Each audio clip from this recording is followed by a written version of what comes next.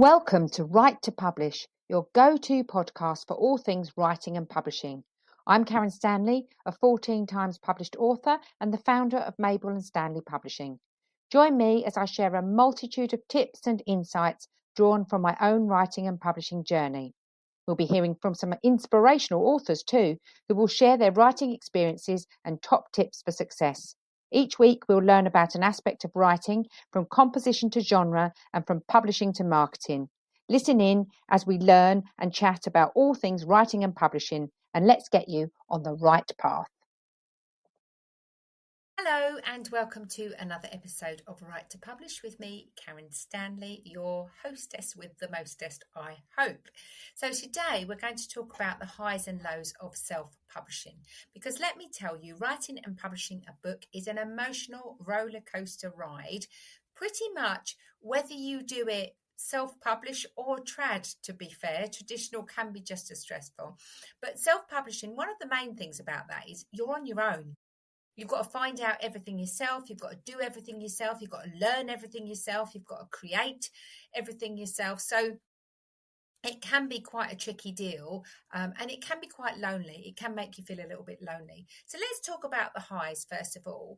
One of the biggest highs is the creative freedom. It's your book. You get to do it your way. So if you want to write a supernatural gothic romance set in Egyptian times, 2000 BC, you absolutely can. Whether it's going to sell or not, whether you're going to have success from that or not, or whether it's going to be something that the market wants or not, is another matter entirely. And that's kind of for another episode. But you do have creative freedom, all joking aside. I have a friend who writes historical fiction, and she's written a work of historical fiction about a witch that lived in the Tower of London. She's done loads and loads and loads of volunteering at the Tower. She's got a PhD in history. She knows what she's talking about. And she was told by an agent that her book was too historic. It was too focused on the Tower, and it was a bit too witchy, if you like.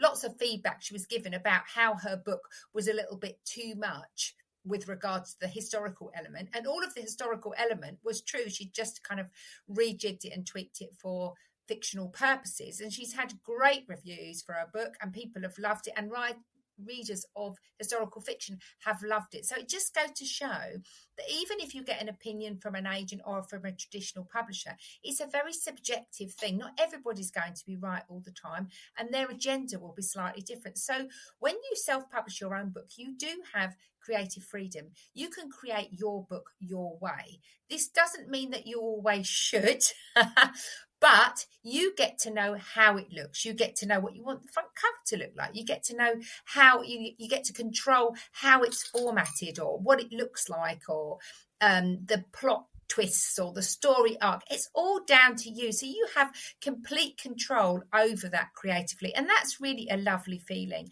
I mean, you could get a traditional publishing deal, for example, and they could come back to you with feedback based on what they want, what their agenda is for marketing, and you could almost start to feel like you don't recognize your own book, which is a bit of a shame, and people can find that quite frustrating. So actually that creative freedom can be really wonderful. I'm just looking at my notes here, because the other thing I looked at was speed. I mean, if you get a traditional publishing deal, that's not a guarantee that you're going to get published within any particular unit of time. So for example, a traditional publisher could take your book on and say, yeah, we like it, we're going to publish it.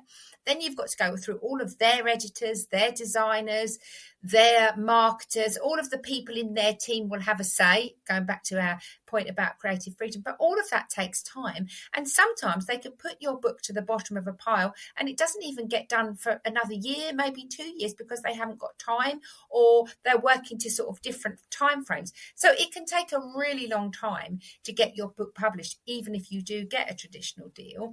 And that's even if you get a traditional deal, that can sometimes take months or even years, and sometimes it doesn't happen at all.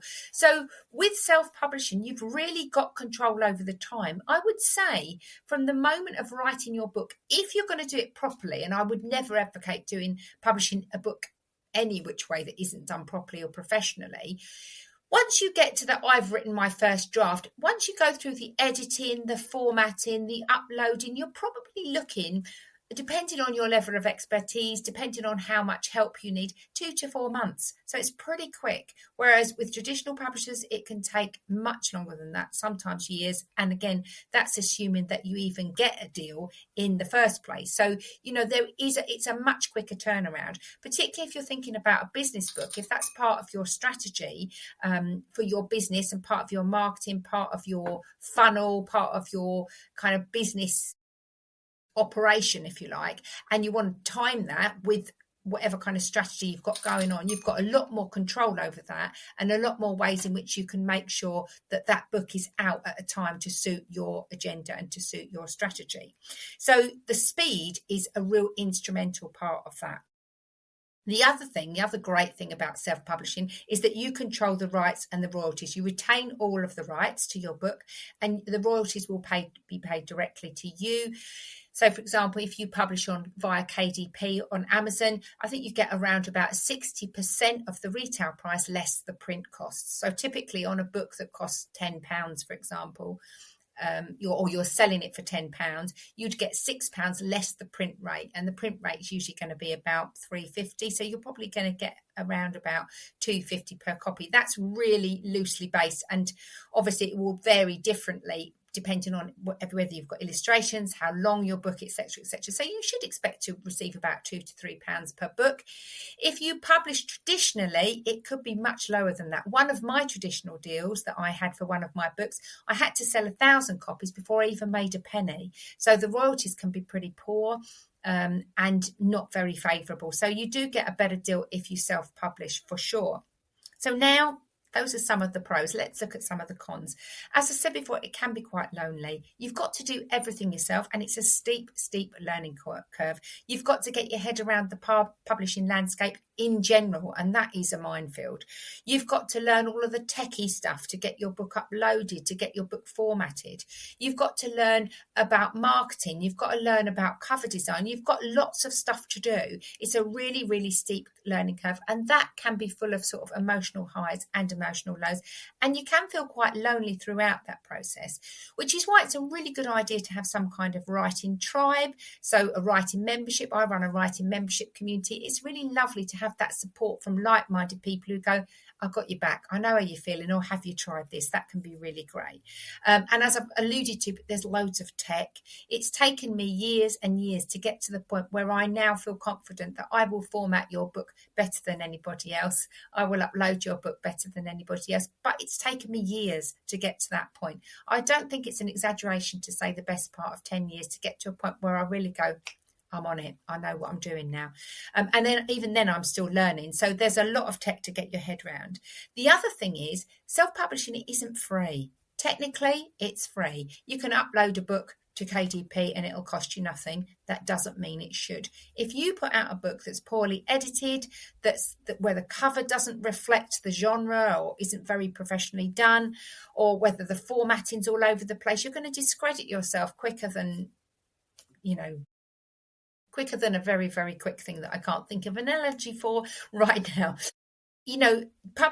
Self-publishing technically is free. It shouldn't be. If you're going to produce a professional book, then you need to pay for editing, cover design, formatting, any kind of support that you need to get that book out there and make it done well. Even if you're good at editing yourself, you can't edit your own book. I don't edit my own books, and I edit for a living. It's very difficult to read your own work objectively. So although it could be free, it isn't if you're going to do a good job. And there's lots of hoops you have to jump through with that as well. And the other thing is marketing. Now, I've put this as a con in self-publishing, but actually it's a con throughout. I don't mean a con, although maybe that's a Freudian slip. Marketing, no matter how you publish, whether you're publishing traditionally, whether you're using a hybrid publisher, whether you're self-publishing, marketing is always going to be down to the author primarily. A traditional publisher might do a little bit of marketing for you, but to be honest, it's going to be minimal. And you will have heard in previous episodes, I talk a lot about marketing is a long game. It's expensive. It's costly in terms of finance and in terms of time. And a traditional publisher is not going to spend a huge proportion of their marketing budget on an unknown author because it's too risky and it's too time consuming, which is why a lot of celebrities now write books, because the publishers are going, yeah, fine, you've got the platform, you've got the track record, you've got the notoriety, you've got the visibility, we can market you, no problem. The channels are already set up. If you're a new unknown author, no one knows who you are. I'm sorry to burst your bubble. So really, the marketing is a huge part of the book. In fact, I would say it's often a bigger part of the book for self-published authors than the actual writing. You've got to spend time, energy and effort in raising your author profile. You've got to get yourself on podcasts. You've got to grow your email list and get people into your world. You've got to be posting on social media, raising your visibility, raising your profile so people know who the heck you are and where to find you. You've got to be building the buzz towards the launch of your book way before the book is published, way before the book comes out. So, unless you've got a really good proven track record, unless you're already famous, the marketing is really very much going to be down to you. And this can be one of the things that self-published authors find really, really difficult. However, if you commit, if you have a strategy, if you're dedicated to the cause, if you really sort of think about it and get some, help in terms of advice to formulate your strategy, it can be really rewarding when you see that traction start to come, when you start to see that engagement, when you start to see people really interested in what you've written and wanting to hear more from you, wanting to buy more books from you. So the thing about self-publishing, I think mainly is, for me, I think it's more pros than cons. You've got control financially, you've got control creatively, you've got freedom creatively. You can really run the project your way, and you will stand to make more money from that book if you market it well. If you don't market it well, then you're basically opening a shop and not telling anyone the address. I say that a lot, but I can't really stress enough how difficult the marketing can be and how much time and effort you have to dedicate to it if you want people to know who you are. Going to author fairs and events, speaking at libraries, speaking at book groups, going to schools. If you've written a children's book, you really got to be brave and get your book out there. But more importantly, get yourself out there. If people know, like, and trust you as the author, then they're more likely to buy from you. So self-publishing, it can be a little bit lonely. It can be a very, very steep learning curve, and be careful of the sharks. Be mindful of the people swimming around in those waters who are not there for your good.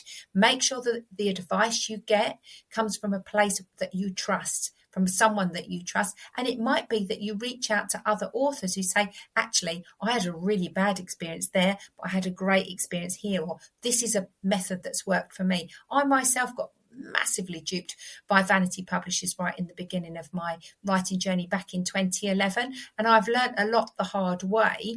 So make sure that you get advice, but check the validity of that advice. Check that the person who's giving you that advice is qualified to do it.